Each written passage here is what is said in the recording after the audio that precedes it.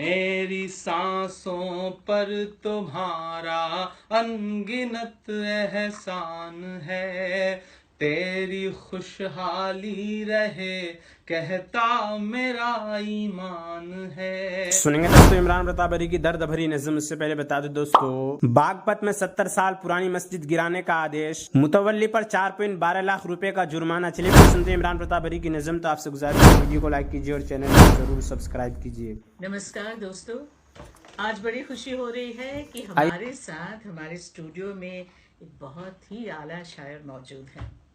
नौजवान हैं, होनहार हैं, सृजनात्मक भी हैं और मैं आपकी मुलाकात करवाने जा रही हूँ इमरान प्रताप गढ़ी साहब के साथ। शायद आप जानते ही होंगे। स्वागत है, इस्तकबाल करते हैं आपका। बहुत धन्यवाद। मुझे भी मेरे लिए ख्वाब के पूरे होने जैसा है।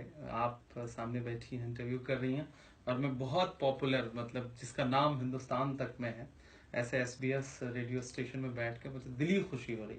तो बहुत शुक्रिया मुझे यहाँ बुलाने के लिए। आपको दिली खुशी हो रही है, हमें रूहानी खुशी हो रही है कि आप यहाँ पर आए और भारत से आए हैं। भारत से, देश से आपको बहुत प्रेम है और आपके भी बहुत प्रेमी हैं, बहुत से आपके फैंस हैं। तो ये बताइए कि देश प्रेम के बारे में आप क्या कहना चाहेंगे? एक ऐसा जज्बा, एक ऐसा एहसास जिसे शब्दों में जिस तरह बयान किया जा सकता है, उससे कहीं ज़्यादा पाकीज़ा उसका एहसास होता है। और अगर वतन और वतन की मोहब्बत किसी इंसान के दिल में नहीं है तो मुझे लगता है कि उसका इंसान होना बेकार है। तो मेरे लिए मुल्क से मोहब्बत मेरे ईमान का एक हिस्सा है। बिना मुल्क की मोहब्बत के ईमान मुकम्मल नहीं होता। मेरे लिए इसकी व्याख्या सबसे सही यही है। अच्छा, ईमान मुकम्मल नहीं होता जहाँ तक देश प्रेम जान में, दिल में ना हो। दोस्तों वीडियो को लाइक कीजिए और चैनल को देश जरूर प्रेम पर सब्सक्राइब आपने कीजिए। काफी कुछ लिखा है, जी। तो आपसे गुजारिश है देश प्रेम पर, मातृभूमि के प्रेम पर भी कुछ सुनाए। जी बिल्कुल। मैं दुनिया के जिस हिस्से में भी जा रहा हूँ, मेरे 4 मिसरे बहुत सुने जा रहे हैं। मैं तरन्नुम में सुनाऊं? प्लीज। मेरी सांसों पर तुम्हारा अनगिनत एहसान है। एक शायर अपने वतन से कह रहा है, मेरी सांसों पर तुम्हारा अनगिनत एहसान है, तेरी खुशहाली रहे कहता मेरा ईमान है, तेरी खुशहाली रहे कहता मेरा ईमान है। मेरी सांसों में तिरंगे की बुलंदी की दुआ, मेरे हिंदुस्तान तुझ पर जान भी कुर्बान है, मेरे हिंदुस्तान तुझ पर जान भी कुर्बान है। बहुत खूबसूरत कि आपकी जान भी देश के लिए कुर्बान है और आपके जज्बे पर हम कुर्बान हो रहे हैं। शुक्रिया। बहुत अच्छा लगा। ये तो मातृभूमि की बात हुई जी। और आपने ममता पर, माँ के प्यार पर भी जी बहुत कुछ कहा है। तो ये जज्बा खास तौर से कैसे जागा? जाहिर है आपको अपनी माँ से, अम्मी से, माता जी से बहुत प्यार होगा। कुछ JNU स्टूडेंट्स के बारे में भी आपने लिखा जिसकी माँ नजीब को तलाश कर रही है। जी। दरअसल मैं कवि सम्मेलन और मुशायरे की जो दुनिया है उसमें सबसे छोटा कलमकार हूँ। मैं अभी माँ के एहसासों से उम्र मैं सृजनात्मकता के हिसाब से भी छोटा ही मानता हूँ अपने आप को। तो मेरे लिए माँ जो है वो अभी भी, मैं माँ के पल्लू से बंधा हुआ बेटा कह सकती हैं आप मुझे।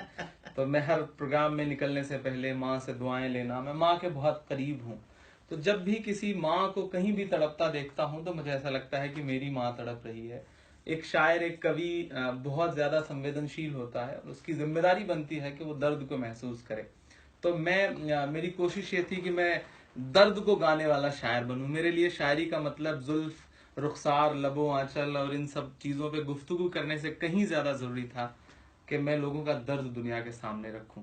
तो जब नजीब का एक वाकया हुआ, नजीब एक सिंबल है, नजीब एक प्रतीक है। तो मैं नजीब की माँ से जब पहली बार मिलने गया था तो मुझे ऐसा लगा था कि नजीब की माँ की जगह अगर मेरी माँ होती तो शायद ऐसे ही वो भी रोती। तो उस दर्द को मैंने खुद पे महसूस किया, और वो बहुत सुनी गई कविता है। उसे यूट्यूब पर अब तक 3 मिलियन से ज्यादा लोगों ने देखा है मेरे अपने चैनल पर।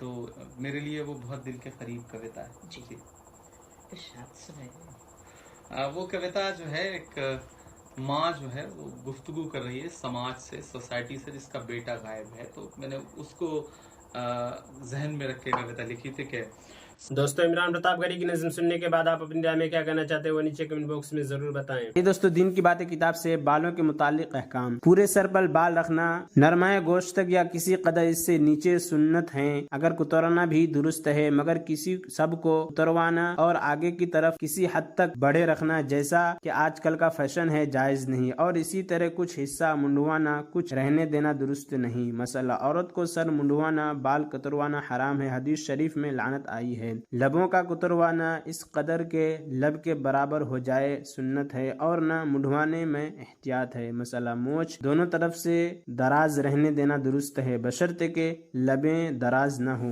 मसला, दाढ़ी मुंडवाना और कुतरवाना हराम है, अलबत्ता एक मुश्त से जो जायद हो उसको कुतरवाना दुरुस्त है, और चारों तरफ से सडोल और बराबर कराना भी दुरुस्त है। मसला, रुखसार की तरफ जो बाल बढ़ जाए उनका खत बनवाना दुरुस्त है। मसला, हलक के बाल न मुड़वाना चाहिए, अगर इमाम अबू यूसुफ के नज़दीक इसमें कुछ मज़ाइक़ा नहीं। मसला, लब ज़रे के बाल मुड़वाने वालों के फ़ुक़हा ने बदअत लिखा है, इसलिए न चाहिए। गुद्दी के बाल बनवाना भी मकरूह है। मसला, बगैर ज़ीनत सफ़ेद बाल का चलना ममनून है। मसला, नाफ के नीचे का बाल कुतरवाना चाहिए, बल्कि कैंची से कुतर डालना चाहिए। मसला, सीना और पुश्त के बाल बनाना जायज़ है, मगर खिलाफ आदाब और गैर उला है। मसला, मुँह ज़ेरे नाफ मर्द के लिए उस्तुरे से दूर करना बेहतर है। मुंडने वक्त इब्तिदा नाफ के नीचे से करे और दबा लगाकर ज़ायल करना भी जायज़ है। और औरत के लिए मुवाफिक सुन्नत यह है कि चुटकी या चमटी से दूर करे, उस्तुरा ना लगाए। मसला, मुँह ज़ेरे बगल में औला यह है कि मोचे वगैरह से दूर कराए जाएं, और उस्तुरे से मुंडना भी जायज़ है। मसला, पैर के नाखून दूर करना भी सुन्नत है। हाथ के नाखून इस तरतीब से कुतरना बेहतर है, दाएं हाथ की अंगुश्त शहादत से शुरू करे और छंगलियां तक कटवाए, फिर बाएं हाथ की छंगलियां से शुरू करे और दाएं हाथ के अंगूठे पर ख़त्म करे, और पैर की अंगूठों में दाएं छंगलियां से शुरू करे और बाएं छंगलियां पर ख़त्म करे, और इसके खिलाफ भी दुरुस्त है। मसला, कटे हुए नाखून और बाल दफन कर देना चाहिए या किसी महफूज जगह डाल देकर, मगर नजिस गंदी जगह न डालें। मसला, नाखून का दांत से काटना मकरूह है, इससे की बीमारी हो जाती है। मसला, हालत जनाबत में बाल बनाना, नाखून काटना, मोज़े ज़ेरे नाफ वगैरह दूर करना मकरूह है। मसला, हर हफ्ता में एक मरतबा मुँह ज़ेरे नाफ, मुँह बगल, लबें, नाखून वगैरह दूर करना अफजल है, और सबसे बेहतर जुमा का दिन है। हर हफ्ता ना हो तो 15वीं 10 सही इंतहा दर्जा 40वीं दिन उसके बाद रुखसत नहीं। अगर 40 दिन गुजर गए तो गुनाहगार होगा। जब हुजूर सल्लल्लाहु अलैहि वसल्लम का नाम मुबारक ले लिया, पढ़े या सुने तो दुरूद शरीफ पढ़ना वाजिब हो जाता है, अगर ना पढ़वा तो गुनाह हुआ। लेकिन अगर एक जगह कई दफ़ा नाम लिया तो हर मर्तबा दुरूद शरीफ पढ़ना वाजिब नहीं, एक ही दफ़ा पढ़ लेना काफ़ी है। अलबत्ता अगर जगह बदल जाने के बाद फिर नाम लिया तो सुना तो फिर दुरूद शरीफ पढ़ना वाजिब हो गया। मसला, बच्चों की बाबरी वगैरह बनवाना दुरुस्त और जायज़ नहीं, या तो सारा सर मुंडवाना या सारे सर में पर बाल रखो। मसला, औरत को भी अस्सलाम वालेकुम मुसाफा। और इमरान प्रतापगढ़ी से जुड़ी खबरों और नज़मों के लिए हमारे इस चैनल को ज़रूर सब्सक्राइब करें। मिलते हैं किसी और वीडियो में ऐसे नई नज़म और नई खबरों के साथ। तो जब तक के लिए दीजिए मुझे इजाज़त और रखिए अपना ख्याल। आप देख रहे थे सुनहरे लफ्ज़ और मैं आपके साथ मोहम्मद साकिब। अस्सलामु अलैकुम।